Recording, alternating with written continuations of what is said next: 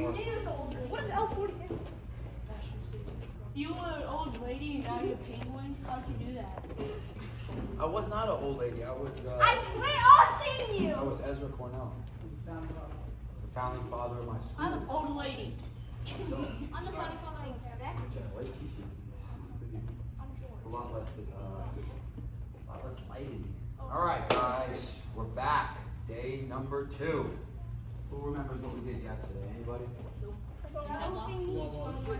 Name one thing that we did yesterday. Just one. Headlock. Head throw, same thing, but good. On a dance move, we bring them up and down. On the trip from behind. Yes, the trip from behind out of the 2-on-1. Any others? The double from the 2-on-1. The double from the 2-on-1. Right? So it was a theme. Oh, the key lock. The WSHC. The W, world's slowest high crotch. Good. Now you guys remember. That's the key lock. So we got a lot of moves that we went over yesterday from the 2-on-1. What we're going to do today is we are going to finish the 2-on-1 series because you guys are so good yesterday. I'm going to show you guys how to hit a spladle. Oh, I know that. Out of the 2-on-1 though. Out of the 2-on-1. Let's go. So I'm going to show you guys how to hit. We're going to have a look. Because you guys got to the, when you build a new, let's say apartment building, you start with the penthouse? No. Where you got to start? Bottom. You guys got your fundamentals, you did it really well, 3 hours we spent on it. So what we're going to do is we're going to learn some penthouse moves, is what I call, for the 2-on-1, penthouse moves. We're going to learn a duck, goose under, and we're going to learn a spladle, and then we're going to go and transition into our finishes from crackdown, and then we're going to finish doing some bottom stuff and funk. So transition type of rest. So I need a guy. Me. Oh, me. I need a bigger guy. Slightly bigger. Brandon, Parsa, get up there. Come on. Alright, I'm so sorry about these two. Alright, so back to our 2-on-1. We're gonna go start with our duck, goose under, and then we're gonna pivot into our spladle and finish up with our offensive series out of the 2-on-1. So, back to our 2-on-1. You guys already know what we're looking for to set it up, right? We hit him with that mean club, collar tie, rusty joint, whatever you want to call it. And when he hits me, I'm going 2-on-1, right? Very simple, very effective. You guys know where you like to get your hands. You know where you like to put your feet. You know where you like to put your head almost, right? Some people like to put it in the temple, some people like to be back. It is a matter of preference and the moves you're going to try to hit, right? Now we went over some counter offense, but one aspect that this guy that we did not anticipate is we know that when we're going for the wrist, we're trying to be a what? Pac-Man. And because a Pac-Man is trying to steal his watch, right? And when you steal someone's watch, they might want to what? Look at it. Steal it back, right? So I peel it, but yes, you're correct. I got to make sure it works. But then he goes, hey, not so fast. You gotta give me that watch back so we'll overtime this. That's annoying, right? Because this is very hard to maneuver this, right? Because if I'm here and I try to shoot willy-nilly, what he's gonna do is step back and re-attack with that wrist, right?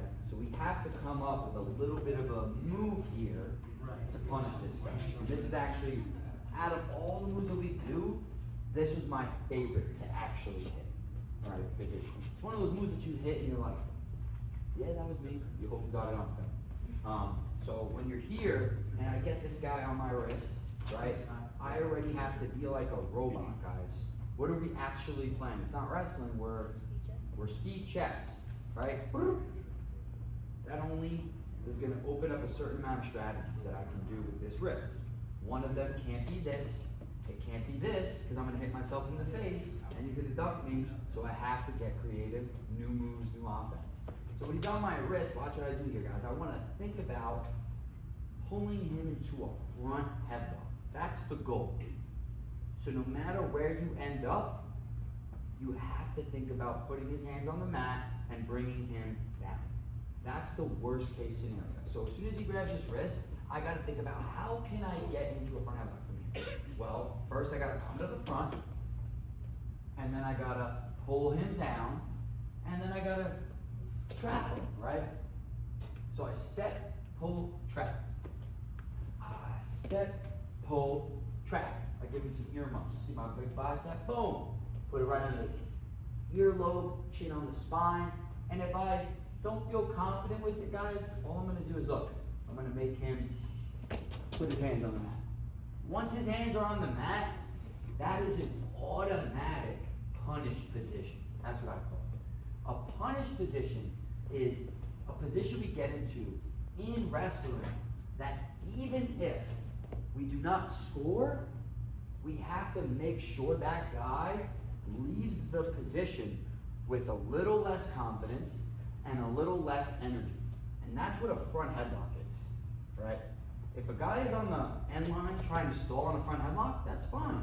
Maybe I grab him in a tight head pinch and hold him there. He wants to stall, or maybe I bounce his head off the mat 3 times and then start chasing, and he gets exhausted, right? Those are punished positions. If I'm on top of the bar arm, and there's like 15 seconds left and I know I can't turn him, I'm still gonna make sure he knows he's in a bomb, right? So a 2-on-1 to a front headlock, he grabs this, I step, right? So I come to the front, I go from an L to the front, I pull this down, right? I'm pulling, and then I kind of want to pretend I'm diving, right? When you dive, you jump off the block, head forward, chin on the spine. Your chin's got to be on the spine, right?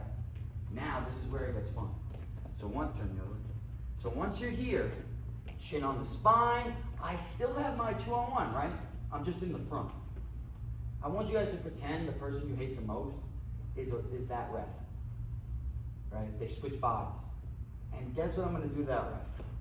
Boom! I'm gonna give him a nice left hook, right? He's too close to the wrestling. This is the price he pays. Boom! I punch him in the face. Why do I do that, right? That's like a Naruto. Remember that? We drill that when we learn technique to exaggerate details so that when the match comes, we don't make this mistake. This is an unplug the toaster detail, guys. Because look, to get to his chin from my arm here, where's the shortest distance? Under his armpit, right? But do you guys think that that's the correct distance to go? Because what's he gonna do? He's gonna shoot there, and I can't block. So when I'm here, we gotta punch the ref in the face, right? When we're drilling, we punch the ref in the face, and then we go to the chin. Because now, if this guy tries to bang off a shot, my hand and my elbow's there, and I pull him to a front headlock. But most of the time, guys don't want a panic shot there, because they know I have this hand. So once you guys punch the ref and get the chin, watch what I'm gonna do here. I now am allowed to let go of his wrist. That's fine. And then I hit my duck on the opposite side. How do I duck? I'm gonna show you. See how I did not tell him what to do. What is he doing? He's holding my wrist, right? Because that's what you're supposed to do in this position. Wrist, elbow, circle out, right? So he thinks he's in good position, but watch.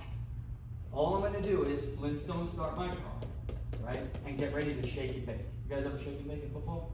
It's right here. Oop. And when I shake and bake, what gets tighter here, guys? Look. The head, right? And he'll tell you, this is pretty tight, right? Yeah. So when I step, look, this gets tighter. And I'm going to crack the whip here, right? I crack this whip, and I'm gonna duck under this arm. So I run, my inside knee comes down to the mat. I still have the head. I crack this whip, and I get my head under. And once my head's under, I pretend I'm like a baby looking at LeBron James for the first time in my life. Who's LeBron James? Is he short or tall? He's tall, so you gotta be like, looking him right in the eye, right? Right up there. And once I see the lights, I'm looking at LeBron James, then I bring in this other hand, and I can punch across his back and put him here. Oh. I think I got like maybe like 20 pins in college, and I think 15 of them were this one. Right? One of them was the quickest pin in EIWA history. It was a 6-second match. Take, boom, bop, boom. So when you're here, right, I'll show you a little faster. Rush it. He's here. I step, pull, track, and chin.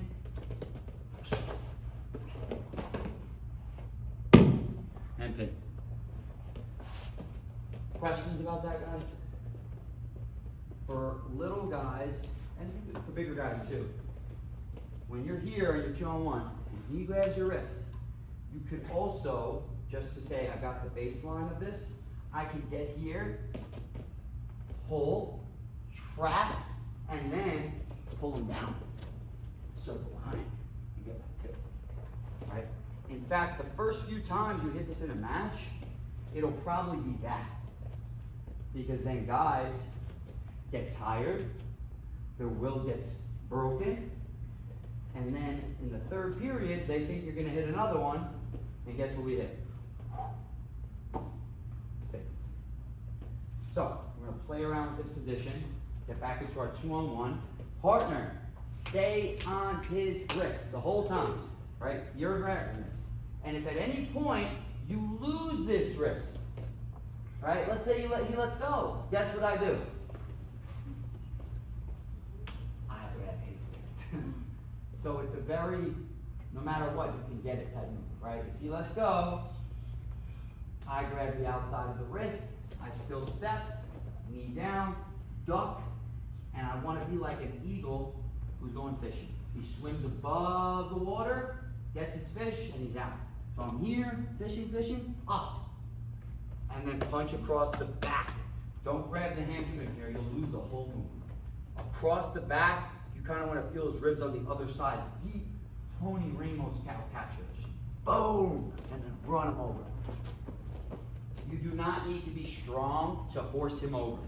The only time you'll have to use strength to horse him over is if you try to not look at LeBron James in the eye, right? If you think LeBron James is the baby, do I feel strong here? No. But if every click I look up, it takes away his strength, right? Do I need to be strong here? No. Right, he's going over. So let's play around. 2-on-1, steal his watch, duck, goose, under. Ready? 1, 2. Good stuff.